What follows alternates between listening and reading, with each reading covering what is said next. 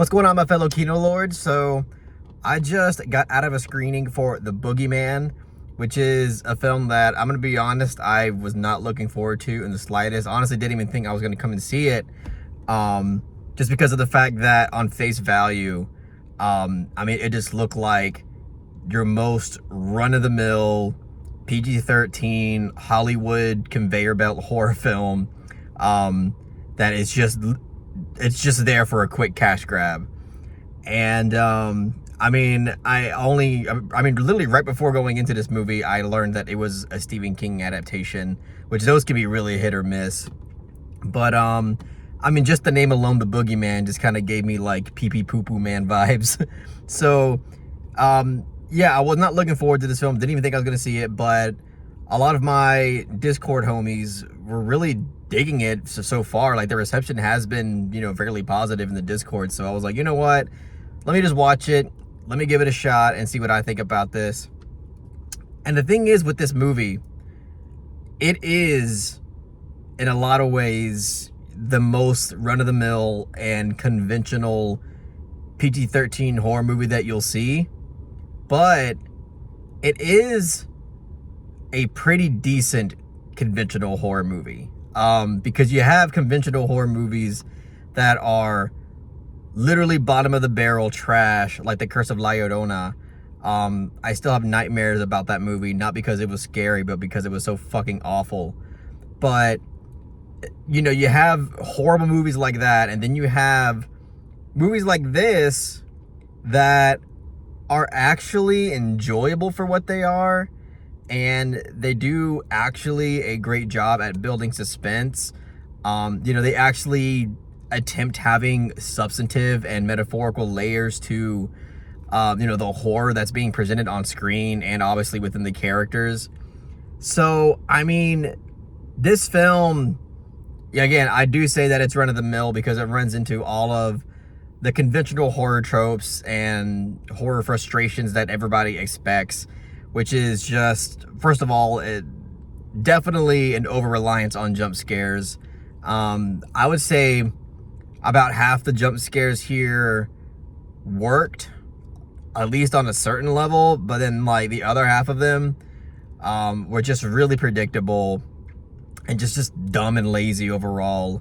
Because this film does do overall a good job at building suspense, but only like very few moments did it not relieve that tension with a jump scare. But again, there at least half of the moments the jump scare was earned in a way. And so that's one thing. But another thing about this movie that, again, it runs into the horror tropes is a lot of this movie relies on characters that are making dumb decisions. Characters like, especially the husband character, the father character in this film, is like your basic father character you see in every horror movie. He's just skeptical until the very end, no matter how many like obvious things are thrown in his face that there is something definitely suspect going on. He's just skeptical as all hell. And it's just a trope that we see all the time when it comes to these conventional horror films, and that is definitely the case there. This film relies on characters always hearing a weird noise or a downright disturbing noise and walking towards the noise in a lot of ways, and most of the time for no other reason except for the sheer curiosity. So, I mean, again, this film, again, it runs into a lot of what we don't like about conventional horror films, but at the same time, it does do a lot of things that we love from just a conventional horror film. The best way I could really describe this film is that it's an engaging and enjoyable enough conventional PG-13 horror film that, I mean, I wouldn't say rush to the theater to go see, especially if you got a bunch of morons, especially during opening weekend, that are going to ruin it. My theater was absolutely atrocious, but luckily with movies like this, I tend to not really give a shit that much. Now if I would not go and see like an A24 or neon horror film like on opening weekend in the theater. I just can't. It would just be ruined immediately. But anyway, yeah, I wouldn't like tell y'all to rush out to the theater to go see this movie. Maybe like one day if you have access to it, if it's on a streaming platform, I mean, check it out. I think that you'll have fun with it. But definitely nothing that's really all that special. I think it just does the job exactly right for what it's going for. But it's still gonna give you, it's still gonna run into all those horror. This is not game changing. This is not anything that you would expect out of, like, you know, an actual like monumental piece of horror filmmaking. It's just, it's decent for what it is. And again, as I mentioned, I do appreciate the fact that this film at least attempted to have metaphorical layers to its monster and its characters. You know, I was getting a little bit worried there at the very end of this film, because almost every horror film, they have to have that last, like, everything's great because all the issues are resolved, and you have that last like 5-second ending scene where it's like, oh, everything's not all right again. You know, kind of like your last jump scare that it has in the film.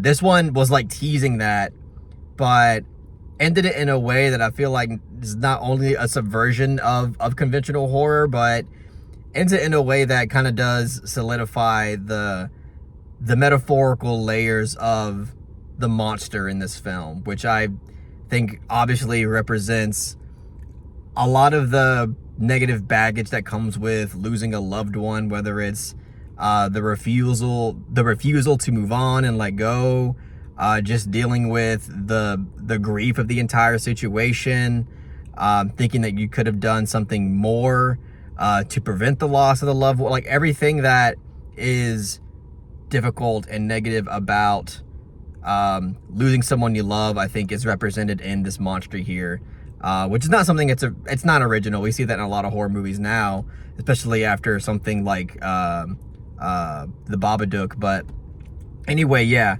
I think it's a decent movie. Not blown away by it. I'm never gonna see this movie again, but it is decent for what it is. And for that, I'll give the Boogeyman a soft to solid 6 out of 10. Kind of generous, but overall, again, when you see stuff like The Curse of La Llorona that has absolutely like no creativity whatsoever, nothing engaging about its vision or direction, just beat for beat, just lazy attempts at horror, you kind of appreciate a horror film like this that, again, is conventional as all hell, but at least it's trying and it is effective in the genre and within the approach that it's going for. But yeah, that's all I'll say about the Boogeyman. Hope you all enjoyed what I had to say about it. Make sure to give this video a thumbs up if you really enjoyed it, and don't forget to subscribe to the channel to be updated on more film related content.